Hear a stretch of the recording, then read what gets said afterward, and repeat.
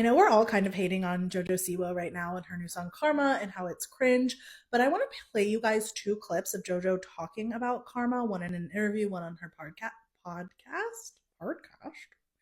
on her podcast, and I want you guys to pay attention to how word salad ish it sounds when she talks. Start a new genre of music. And they said, what do you mean? And I said, well, it's called gay pop. Songs like Applause by Lady Gaga. It's the On My Own Miley Cyrus. Can't Be Tamed Miley Cyrus. Karma. It's that world of music. It's no secret that my transition is heavily inspired by Miley Cyrus. Of course. Miley's flip.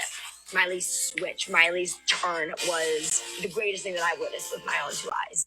Is special. Karma is special. This was 2 years ago. So I was 18 still. I was very afraid of the lyrics of Karma. I wasn't ready to say I was a bad girl. I wasn't ready to say I should have known better. If I had a wish, I would have never effed around. Another late night, another crazy mood, and I didn't think twice what it would do to you. I didn't feel comfortable saying that yet. I didn't feel comfortable singing that yet. But I told her, I said, this song is special. I want it. It's never going to be my first song. And I remember saying that. I was like, it's never going to be my first song because it's too much. I was like, but yes, like I want it and it'll eventually see the light of day with me. And this is when I was planning on my music coming out in 2 months. Little did I know it was going to be 2 years. In both of those clips and several others I've seen, you hear Jojo saying a lot of words, but not really saying anything in particular.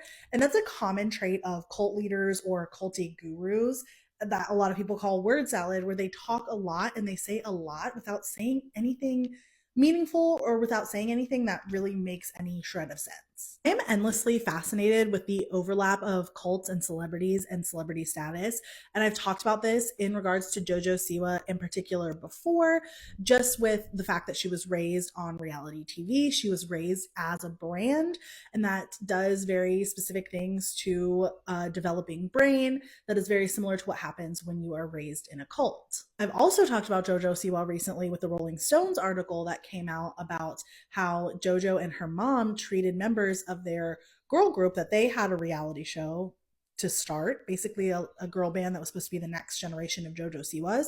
I didn't even know they had this reality show, but some of the girls that were former members of OMG Pop have come forward with allegations against Jojo Siwa and her mom, and just basically saying that they were awful and they were treated really poorly and working conditions weren't very great. And it seems as though Jojo Siwa has perpetuated a lot of the things that she was taught in the environment that she was raised in, which I feel is extremely culty and has a lot of cult parallels. There also can be a lot of overlap between cults and marketing. A big part of cults is undue influence. It's people using coercion, coercive control, and undue influence over a person without their awareness to slowly indoctrinate them into a specific belief system or to do certain things or follow a specific leader. And of course, marketing is influence. And that's why we do see a lot of overlap with celebrity, with reality stars and things like that. I know you're probably thinking like the cult of capitalism, like that just sounds like capitalism in America. And yes, those are all, it's a very nuanced topic. We could talk about all of that forever. In these clips though, and in interviews that she's done around karma specifically, is the first time though that I've seen Jojo Siwa publicly present as culty in any way. Although I do think that I have to go back and look at her maybe making some videos or talking about Colleen Ballinger and why she specifically didn't want to like disconnect or not be friends with Colleen Ballinger anymore.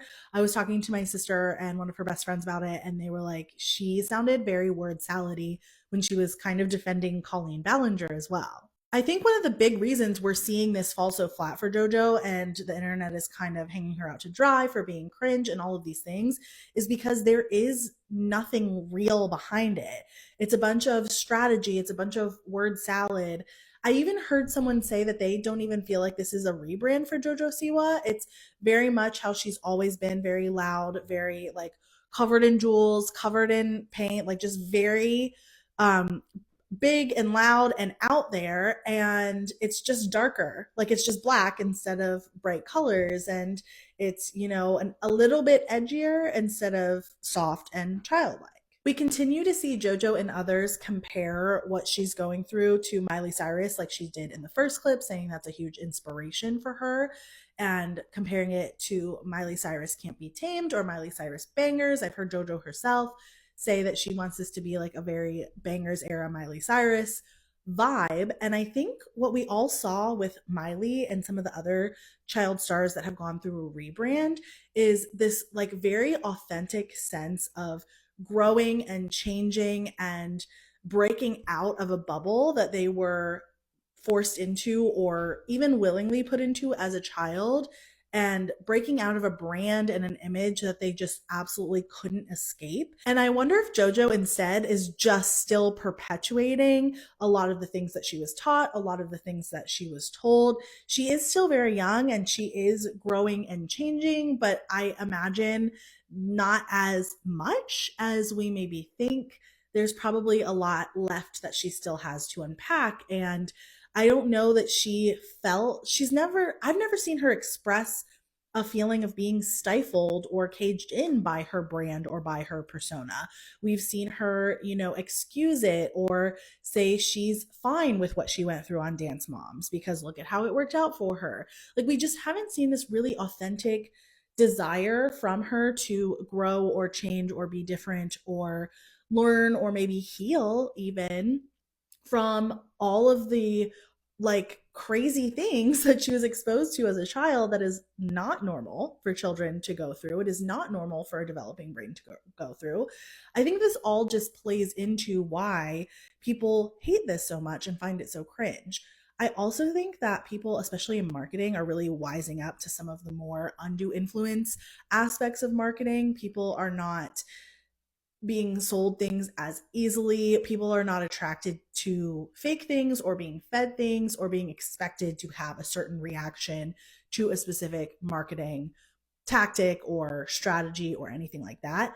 And I think JoJo probably is heavily influenced by her mom, has a whole team of yes men, and this is just very strategic on their end and less of an authentic change, authentic rebrand, and something coming from JoJo and how she feels. I think that's why when she speaks about it, it's word salad. It's repeating the same things over and over again and saying things that like don't mean anything. The one clip was just her saying lyrics of the song without explaining why she wasn't comfortable feeling or saying those things or why she had to wait for the right time or what that meant to her. It was just her saying words. And I think people just really don't like it.